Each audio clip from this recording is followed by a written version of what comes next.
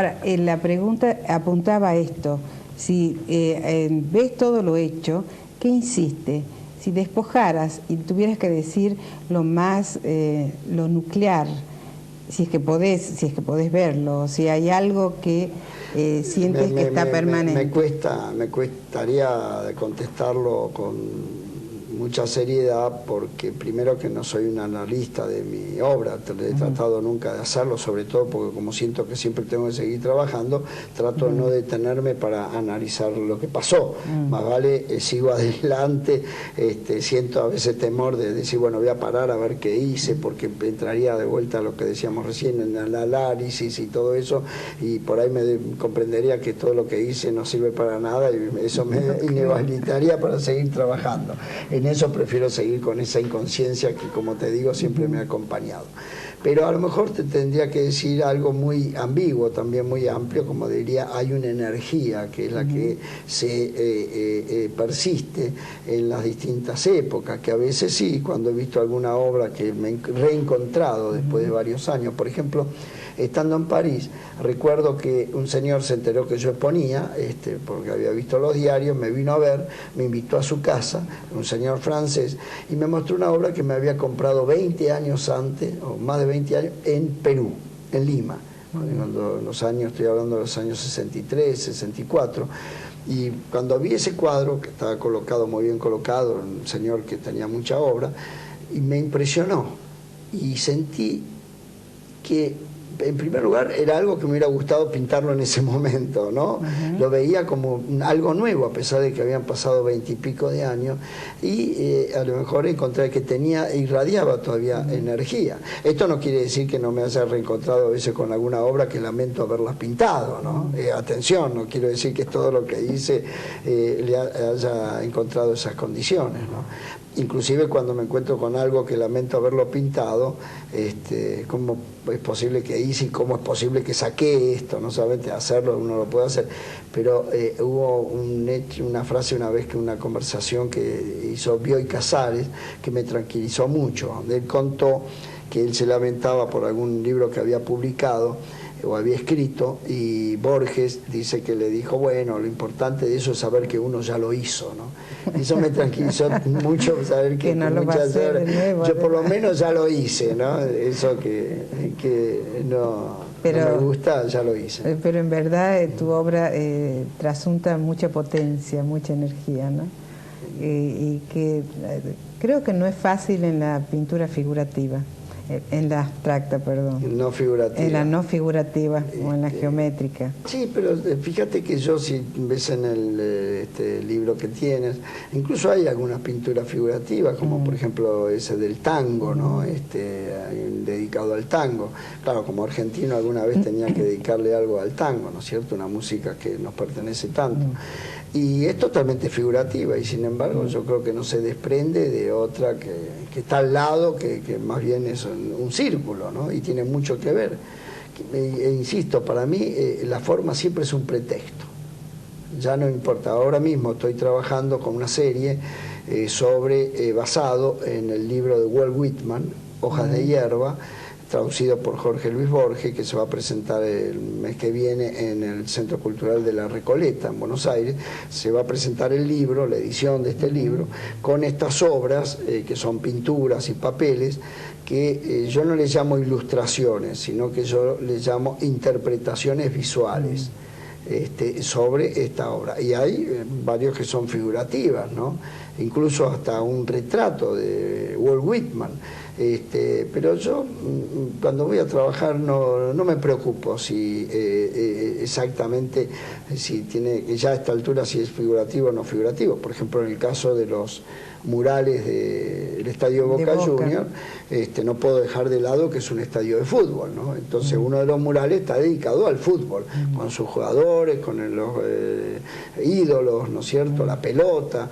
El otro está dedicado al barrio de La Boca, Quinquela, Filiberto con el tango. En ese sentido yo creo que cuando uno tiene la oportunidad de hacer un mural, tiene que tener en cuenta varias cosas, ¿no? Como es, por ejemplo, el lugar donde se hace, ¿no? Más lo que lo rodea arquitectónicamente, ¿no? En este trabajo en relación a Walt Whitman, ¿cómo fue el proceso creativo?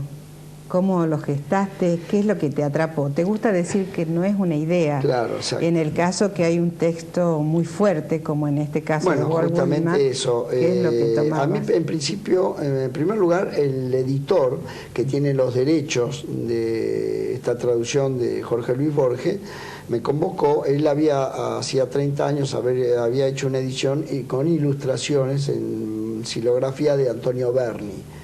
Y ahora quería hacer otra edición totalmente distinta. Él pensó en mí y me vino a proponérmelo. Y por supuesto que yo Walt Whitman lo conocía, lo había leído y releído muchas veces, como me gusta leer mucha poesía, y me sentí identificado, ¿no?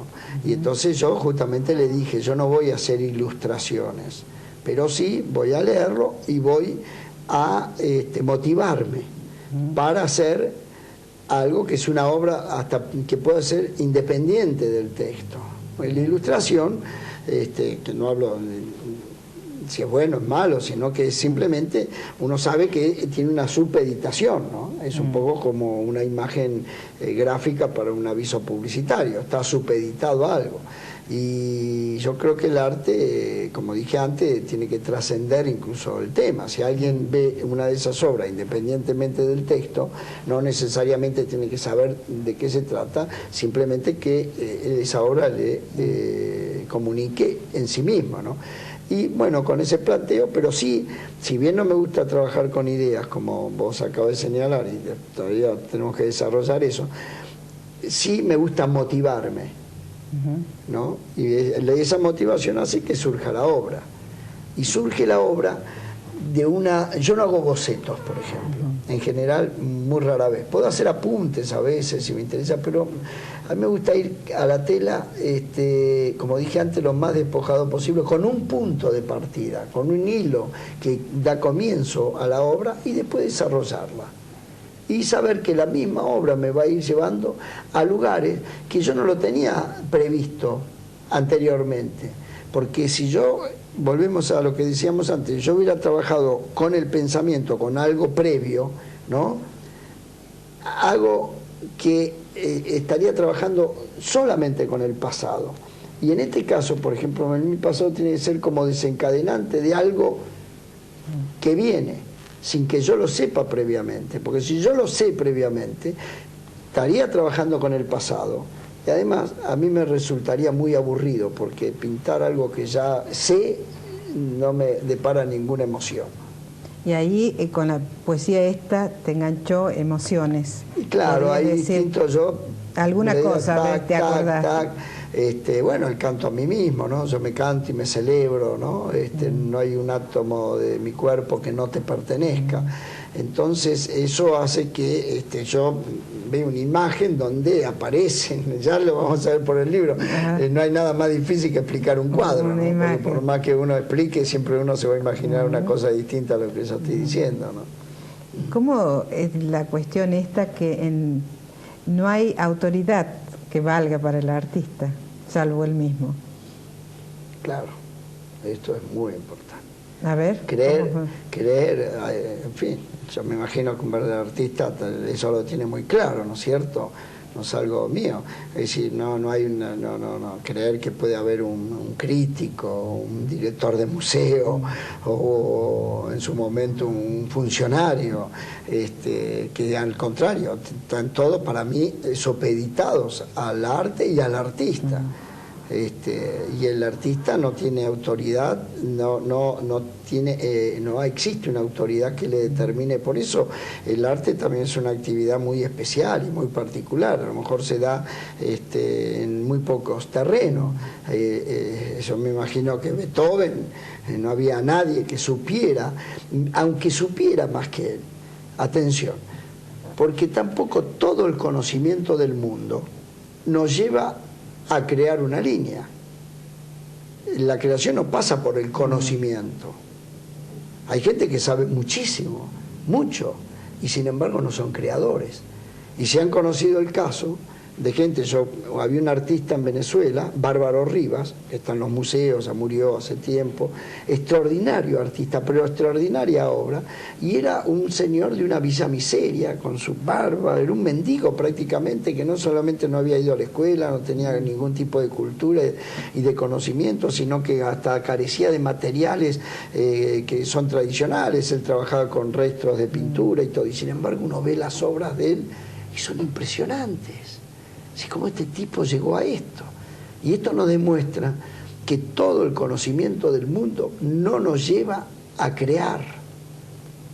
Ahora, esto nos llevaría a una cuestión difícil para el artista, que entra en un cierto circuito, te diría, de presentar exposiciones, de presentarse ante jurados, de recibir la crítica. Entonces está frente a la mirada del otro, que le está diciendo permanentemente, si está produciendo, esto está bien y esto está mal. Claro, y ahí empieza lo grave. Yo en principio te quiero decir que hace tiempo que no participo en ningún tipo de salones y de premios, hace bastante, ni siquiera soy jurado. Me llaman permanentemente, alguna vez lo fui, lamentablemente, cuando no tenía clara conciencia de lo que era, y es algo que incluso he conversado mucho con Líbero Badí, Alfredo Lito, que tampoco participaban en salones o en premios. En primer lugar, te diré por qué no creo en la competencia, en general, después lo hablaremos, pero mucho menos en el arte. En el deporte es algo muy claro, el que mete más goles gana, el que llega primero gana, el que noquea al otro gana. Pero el arte, como todos sabemos, es muy subjetivo, ¿no es cierto? Y sobre todo cuando se trata de niveles parecidos y que son distintos artistas, ¿no es cierto? Entonces, yo no digo con esto que jóvenes artistas, o en fin, los que no son jóvenes pero que no tienen posibilidad de mostrar, no manden a salones o a premios, porque muchas veces hay la necesidad de mostrar una obra, ¿no es cierto? Pero nunca estar pendiente si lo aceptan o lo rechazan o le dan premio o no le dan premio, porque eso son consecuencias que nada tienen que ver con la obra, sobre todo en nuestro país donde todos sabemos que la justicia es tan relativa, porque no tenemos que creer que en el arte es una excepción, mucho menos, ¿no? Yo ya, como dije, alguna vez he participado, sé los manejos que se hacen, lamentables, ¿no? Porque siempre hay alguien que es una autoridad, entre comillas, que determina quiénes son jurados, pone a 15 jurados, para justificar aquello que ya tienen determinado de antemano, como siempre sucede. Hay 1000 personas que mandan para justificar esa hipocresía de decir, ganó tal o cual, que seguramente ya estaban de antemano determinados y no importa nada lo que manden otros. Entonces les aconsejo que no estén pendientes de eso y que la única manera de salvarse, si uno gana un premio, si alguna vez le toca, es nunca creer que uno se ganó un premio porque fue mejor. Al contrario, yo diría más, hay que preocuparse, porque si uno gana un premio es por coincidir con el jurado. Y siempre coincidir con el jurado es haber estado en el pasado, porque el jurado trabaja con el conocimiento, y como dije antes, el conocimiento es el pasado. Y se les escapa las verdaderas cosas nuevas, a menos que esté preocupado por la novedad, como suelen también estar, y premien permanentemente lo novedoso, que como dije también es muy efímero la novedad, ¿no? Bueno, la verdad que es una verdadera lección de artista esta. Así yo te agradezco muchísimo. Siento que recién estamos entrando y que podríamos seguir muchísimo tiempo hablando de todo esto. Continuaremos. Bueno, ¿cómo no? Me gustaría muchísimo poder continuar. Bueno, te agradezco la invitación.